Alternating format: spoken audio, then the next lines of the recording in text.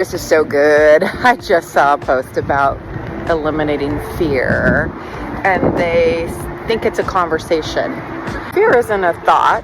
It's not a conversation. I mean, it can be a conversation. We're having a conversation about fear, but I'm going to invite you to ask yourself, where's the fear thoughts coming from? Where's the negative thought coming from? Where's the negative feeling coming from?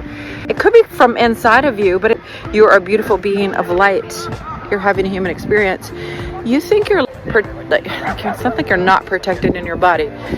The body has an infinite supply of entities and beings inside of it, causing fear, causing negative thinking, causing health issues, causing emotional issues. It has patterns, pictures, movies, and so many different things. Fear is not just a thought. It's energies, it's atheist programs, it's beings that have been with us from the beginning of time. You have to move them to the proper places where they can receive healing and love and clear the karma and the agreements that we have. That's how to eliminate fear. Believe me, I lived in fear and mistrust and unworthiness for so many years of my life. I tried everything under the sun.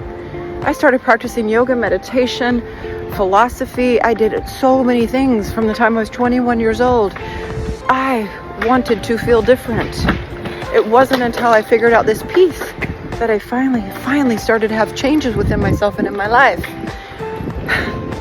Do you want to embody empowerment and love and gratitude and know your purpose? That's available.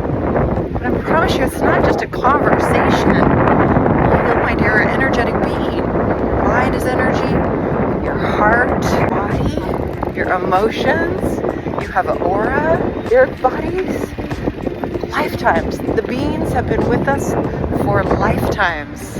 You can't eradicate it by having a conversation unless you know how to have a conversation with the beings or with a higher power and move them to the proper places, clear the karma and the agreements, eradicate everything that they actually even had instilled inside of your body and your aura and your organs. I love you.